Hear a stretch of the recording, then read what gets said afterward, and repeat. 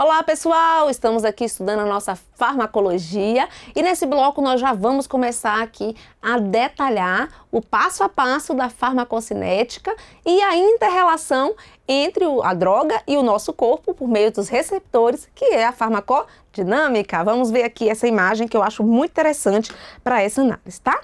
A farmacocinética, então, vai avaliar o que o organismo faz com o nosso fármaco, né? Então, eu coloco o fármaco aqui pela via oral, né? Ele vai ser absorvido, não é isso? Então, cada medicação vai ser absorvida em um local. Tem umas que vão ser absorvidas logo no estômago, tem outras que são revestidos aí, né, com películas que não permitem a absorção, né, pelo estômago, vão ser dissolvidos apenas lá no intestino, que é o local que vai ser absorvido. Então, cada tipo de medicação, gente, vai ser absorvida em um local, ok?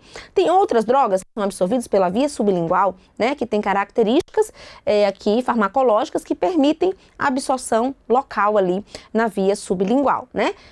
A distribuição do fármaco, né, no nosso corpo também vai ser aqui diferente para cada tipo de administração, tá certo?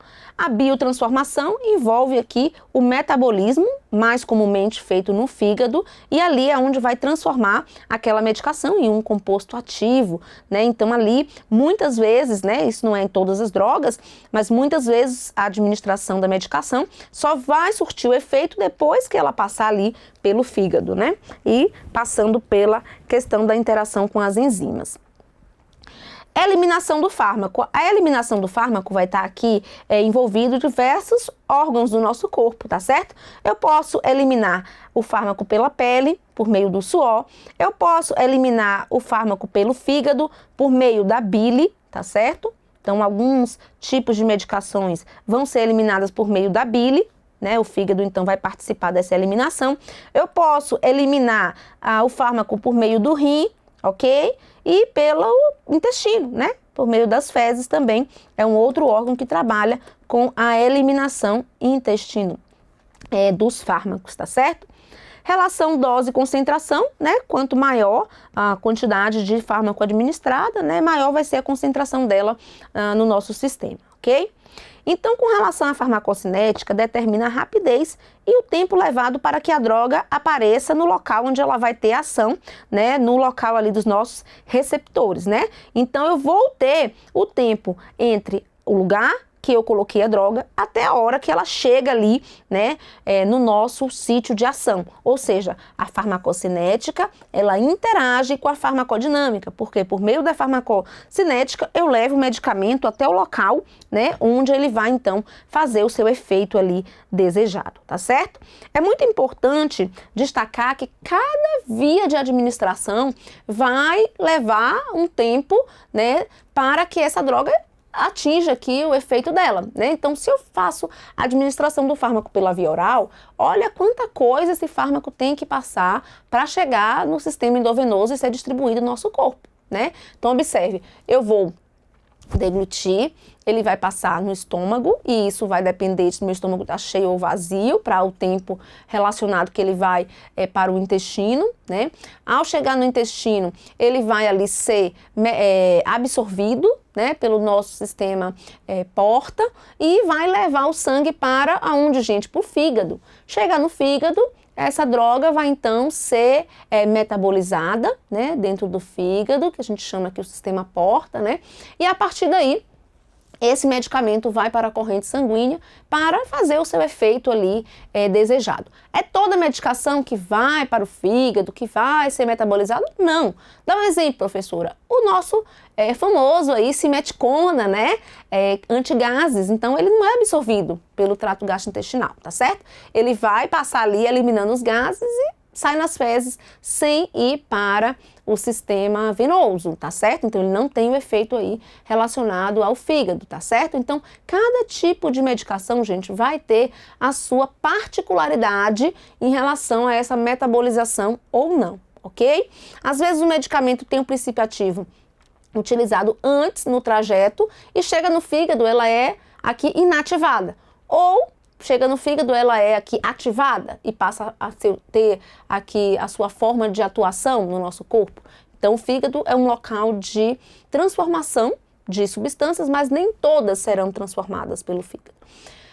Observe que também existem medicações que são absorvidas direto ali para o sistema venoso. É o caso da medicação parenteral, né, que vai direto na veia, ou intramuscular, que a veia absorve ali direto do músculo, não passa pelo trato gastrointestinal, ou até, gente, a medicação que é feita no sistema enteral, que, por exemplo, está aqui em relação à via retal, né? Então eu vou ter o supositório de dipirona. Então ali mesmo o reto, ele é rico em vasos sanguíneos. Então ali mesmo já absorve para o sistema venoso, sem passar pelo sistema porta. E sublingual também vai direto para o sistema venoso, porque abaixo da língua nós temos muitos vasos sanguíneos, então a gente vai ter uma absorção aqui muito rápida pela via sublingual. Então cada tipo de medicação vai ter aqui, né, o local correto de ser administrado para ter o seu efeito desejado, conforme foi estudado e registrado na Anvisa, né, porque os medicamentos eles precisam ser registrados, né, para fazer aquele uso adequado, ok?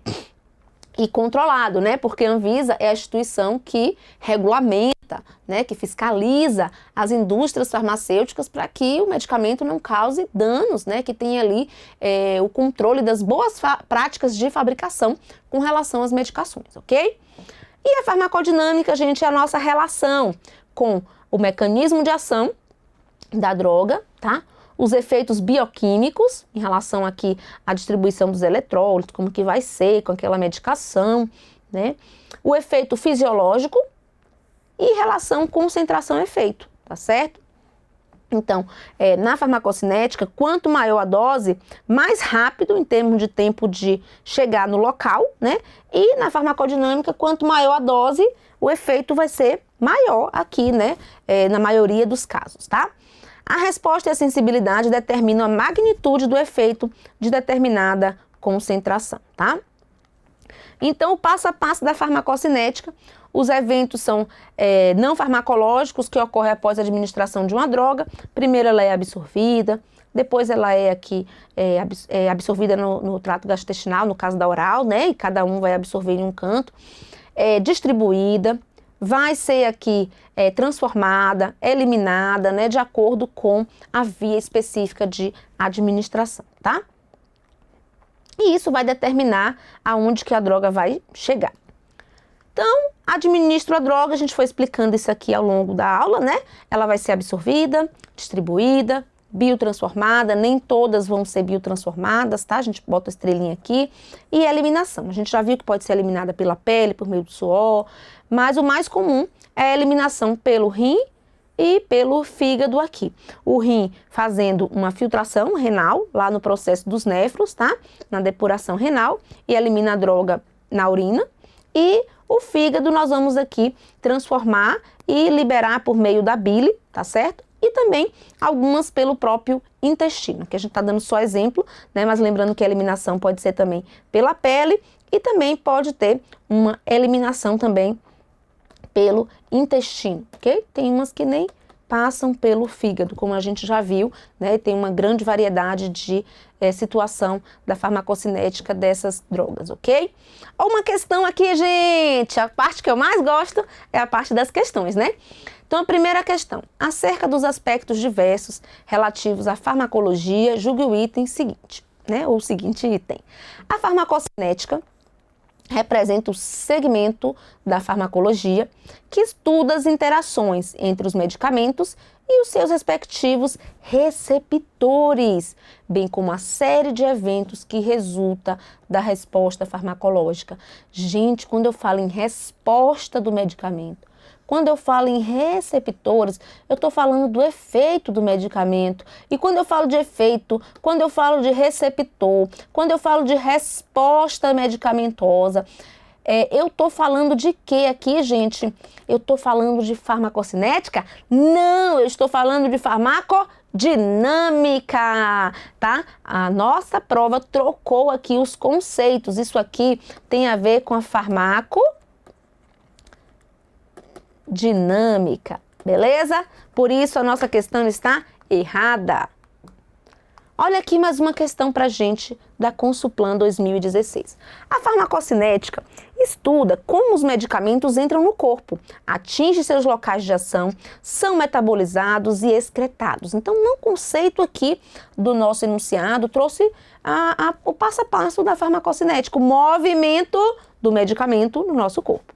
E o seu conhecimento é de fundamental importância na prática da enfermagem. Sobre o assunto, analise as afirmativas a seguir. Item 1. Algumas membranas do corpo funcionam como barreiras à passagem dos medicamentos. Então, algumas membranas do corpo funcionam como barreiras à passagem de medicamentos, gente. Olha que interessante, né? Olha que interessante pensar aqui agora na barreira hematoencefálica, né? Nem todo medicamento consegue ser distribuído para o sistema nervoso central. Você sabia disso? Pois é. No nosso sistema nervoso central tem um mecanismo de proteção para que nem tudo que passa no sangue chegue no cérebro, né? A gente tem um órgão mais nobre do nosso corpo, então nós temos mecanismos de proteção, né, desse tecido. Um deles é a barreira hematoencefálica. O que é essa barreira hematoencefálica que a gente tanto fala? Ultrapassa, não ultrapassa, né? Como é que acontece? No sistema venoso, né, e arterial dos nossos vasos sanguíneos aqui cerebrais, nós vamos ter o endotélio aqui, ó, juntinho, entrelaçado aqui, ó. Para quê? Para impedir que tudo que está no sangue vá para o cérebro de forma fácil. Isso é um mecanismo de proteção contra toxinas, né? Para que as toxinas não invadam o nosso sistema nervoso central. Então, os vasos sanguíneos do tecido cerebral, eles são aqui muito juntinhos, o tecido aqui, né? Entre uma célula e outra, tá? Formando aquele tecido ali endotelial dos vasos sanguíneos, tá certo? Isso é um dos efeitos para formar a barreira hematoencefálica. Tem outro, professora? Tem. Ao redor dos nossos neurônios, nós vamos ter a glia, né? E ali na glia, aquele tecido de sustentação, de nutrição dos nossos neurônios, eu vou ter, dentre essas células da glia, os astrócitos, tá certo? E os astrócitos são células estreladinhas que têm um pezinho que também abraça, né, carinhosamente o vaso sanguíneo. E aí ela impede que as substâncias aqui sejam trocadas facilmente com o sistema nervoso central. Só passa o que realmente precisa para o tecido cerebral, né? Glicose, gases, né? Oxigênio, que é o que nosso cérebro mais precisa. Glicose e oxigênio, né? Então, as outras partes, medicamentos, essas coisas, nem sempre conseguem vencer essa barreira, tanto da glia, né, envolvendo o vaso ali para impedir essa troca com o terceiro espaço do sistema nervoso, como também o entrelaçamento do nosso endotélio, das células uma grudadinha na outra, para que essa troca não aconteça facilmente, tá certo? Outra barreira que nós temos é a barreira placentária, né? Nem tudo que a mãe ingere vai para o bebê, né? Algumas coisas são aí travadas, né? Não consegue passar a barreira, já outras conseguem, né? Ela não é tão forte quanto a barreira hematoencefálica, tá certo? Hemato vem de vaso sanguíneo, né?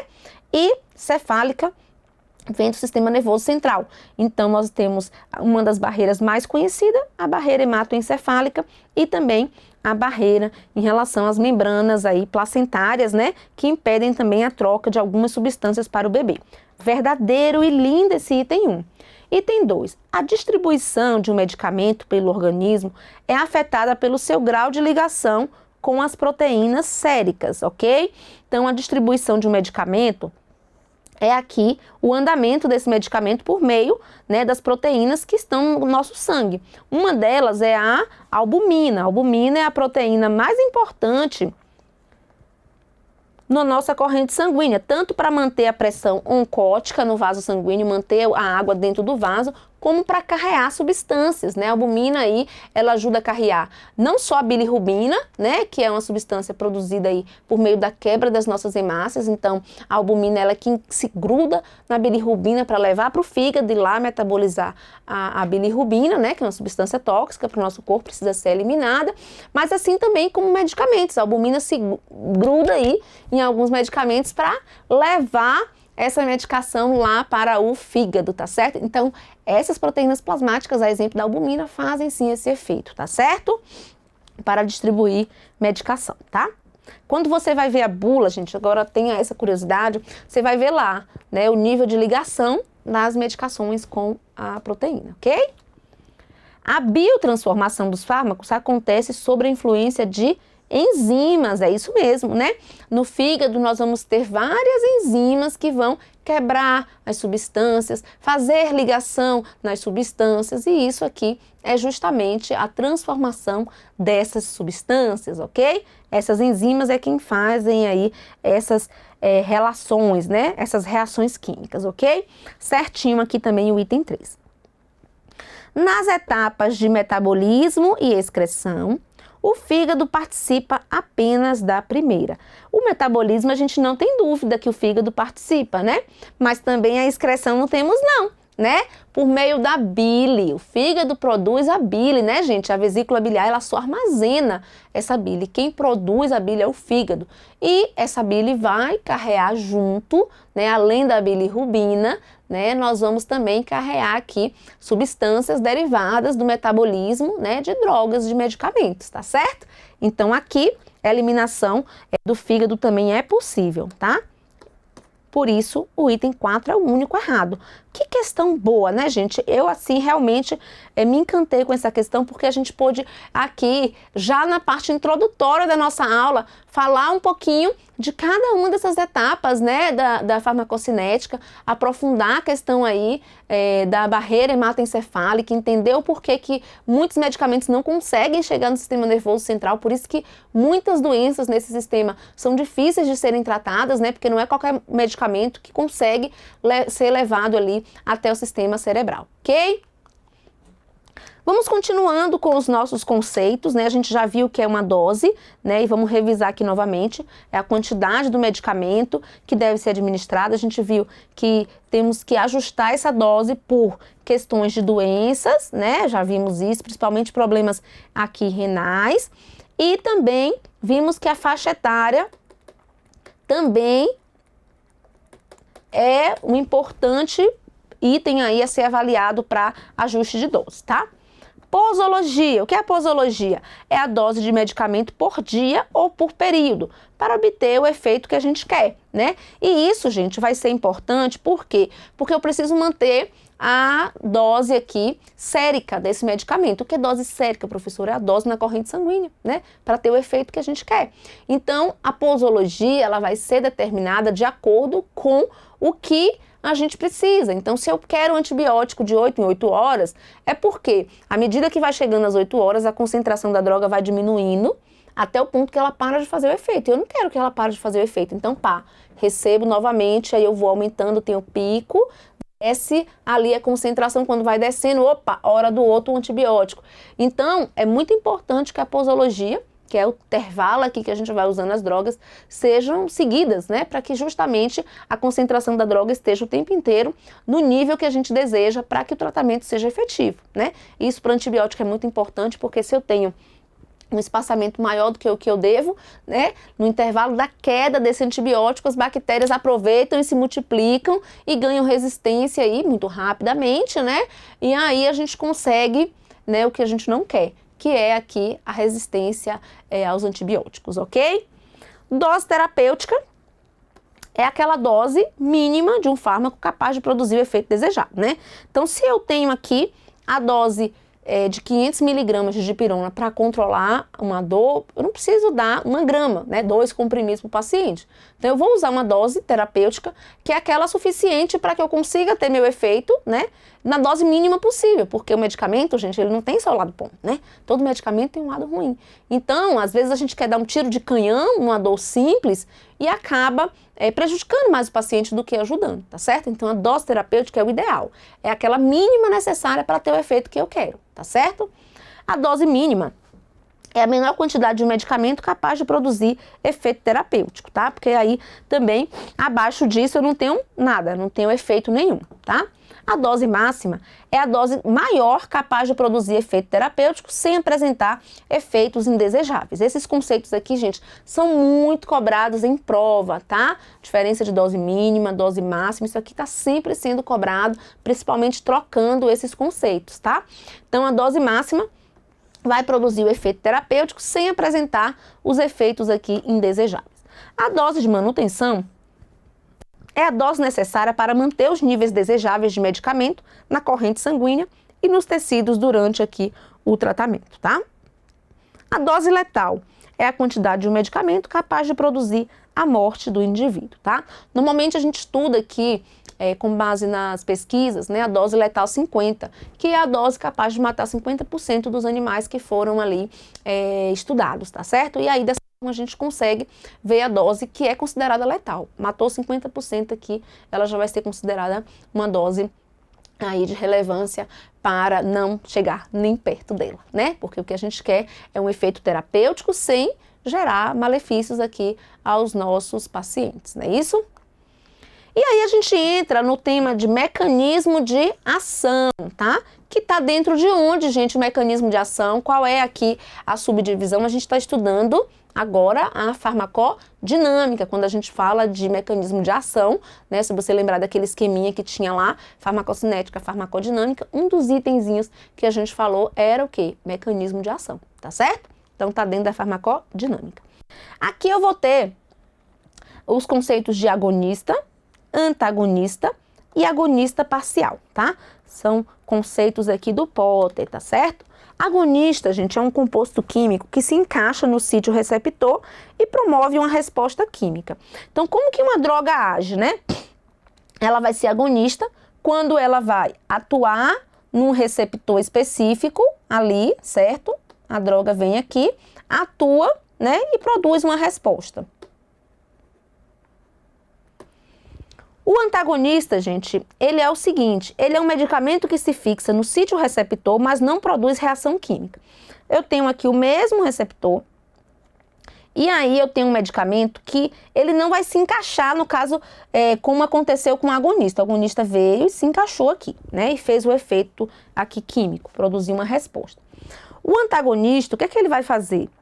Ele vai simplesmente bloquear esse receptor, tá certo? E vai impedir que ocorra a resposta. Então, ele vai aqui bloquear esse receptor, tá certo? Por exemplo, dá um exemplo aí, professora, de um antagonista. Nós temos aqui como antagonista tanto os medicamentos que são usados com essa finalidade mesmo, né? Em relação à intoxicação, como a naloxona, que impede a ação dos opioides, certo? Assim também como os inibidores dos receptores de AT1, que é um antihipertensivo, que bloqueia aqui a transformação da angiotensina 1 em angiotensina 2, né? E dessa forma, a gente impede aqui o efeito vasoconstrictor da angiotensina 2, tá certo? Então, o antagonista, ele impede que aquele receptor interaja, né, com a substância que iria gerar essa resposta, tá? E o agonista parcial, ela fixa-se e produz apenas uma resposta pequena ou impede que ocorra outras reações, tá? Então, ele fica ali no meio termo e aí é chamado de agonista parcial, tá? Ainda no mecanismo de ação, além da gente entender que o agonista produz uma resposta, o antagonista inibe, né, que essa resposta aconteça, eu tenho aqui o tempo em relação ao início da ação, ação máxima da droga, a duração de ação, o platô, faixa terapêutica. Então, esses são os conceitos que nós vamos aqui utilizar, né, com base aqui no manual, no livro, na verdade, de Potter, ok? Então, observe comigo que esse início de ação, gente, aqui envolvido do mecanismo de ação, ele vai ser muito utilizado em relação à análise, né, de como que essa droga começa a agir. Intervalo de tempo entre o momento em que o medicamento é administrado e o primeiro sinal de efeito. Lembra disso aqui, principalmente com o exemplo aqui das insulinas, tá certo? Porque aí a gente vai ter a diferenciação sendo cobrada em prova. Se é uma insulina ultra rápida, 15 minutos, se é uma insulina rápida, ela começa a atuar de 30 minutos a 1 hora, né, em relação aqui ao início do efeito, né?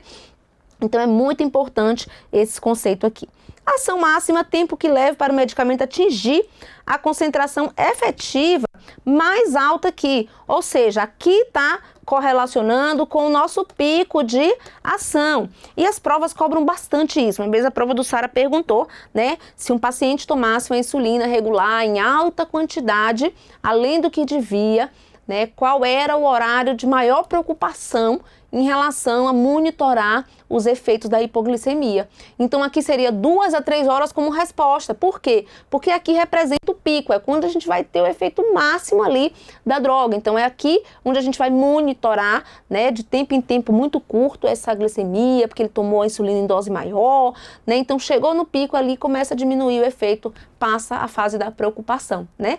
E aí, no caso aqui, seria, por exemplo, para a insulina regular, o exemplo que a gente deu aqui, 2 a 3 horas, tá? Duração de ação, período de tempo do início de ação até o medicamento ser finalizado. Então, quanto é que fica ali aquela droga circulando no meu corpo? Esse aqui, do início ao final, é a duração de ação. Platô é a concentração sérica no sangue mantida após doses fixas e repetidas aqui sendo administradas, né, em vários momentos. Faixa terapêutica é a faixa de concentração plasmática que produz o efeito desejado do medicamento sem gerar toxicidade. Isso aqui, gente, sabe o que é faixa terapêutica? Quando eu vou fazer aqui uma variação da dose possível de ser administrada, né? Então, o antibiótico X, eu vou administrar de 100 miligramas até 500 miligramas. Essa é a faixa que ela vai ter o efeito sem ter o efeito indesejado. E aí, a depender dos sintomas, de vários outros fatores, né? Aqui, se o paciente tem problema renal ou não, eu vou ajustar essa dose dentro da faixa terapêutica aqui recomendada, tá certo? O paciente está com dor. Eu posso usar, por exemplo, o Tilex, né? Numa dosagem de 7,5, né? De 30 miligramas. E aí, eu posso usar qual? Né, tem essa faixa terapêutica. Qual é o que eu vou usar real aqui? Então, a faixa é o intervalo entre X e Y aqui em relação à miligramagem, né, em relação à dose que eu posso utilizar daquele medicamento. E aí, o médico, o prescritor, vai estar ajustando a dose de acordo com as características individuais dentro dessa faixa terapêutica possível, ok? Dose sérica. Quando eu falo de dose sérica, eu estou falando de dose na corrente sanguínea, certo?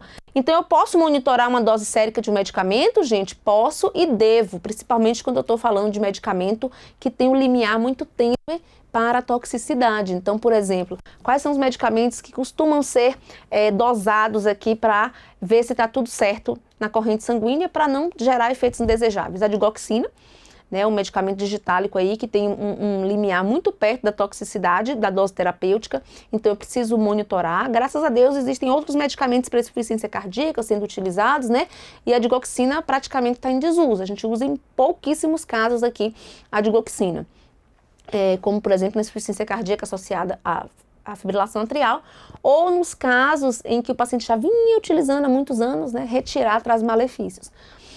Mas enfim, além da digoxina, que está muito em desuso, ainda cai muito em provas, né, os efeitos da intoxicação dela, nós temos aqui também os anticonvulsivantes. Eles também são utilizados aí como importância nesse contexto de dosar o nível sérico para que o paciente não tenha crise convulsiva. Então é importante os anticonvulsivantes também serem dosados.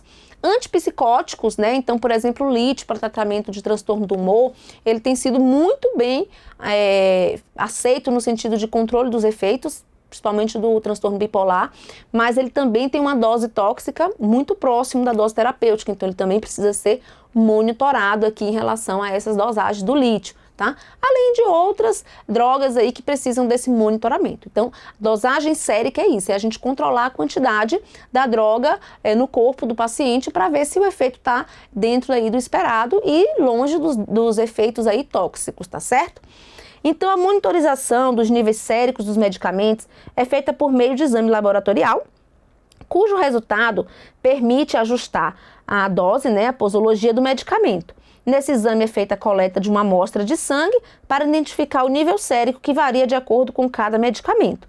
Essas amostras são geralmente colhidas imediatamente antes da próxima dose programada do medicamento para ver se, antes de eu administrar a próxima dose, se o medicamento ainda continua na corrente sanguínea. Se ele tiver com a dose muito alta, se eu der a próxima dose, vai subir mais do que eu desejo, posso ter uma toxicidade. Se tiver muito baixa ou então imperceptível, quer dizer que, né, eu preciso aumentar o ajuste dessa dose aí, né, aumentar a dose para que mantenha o nível até a próxima dose, né, e isso vai sendo ajustado para que eu tenha uma posologia bem precisa para alguns tipos de medicamentos que precisam de um controle acirrado, tá?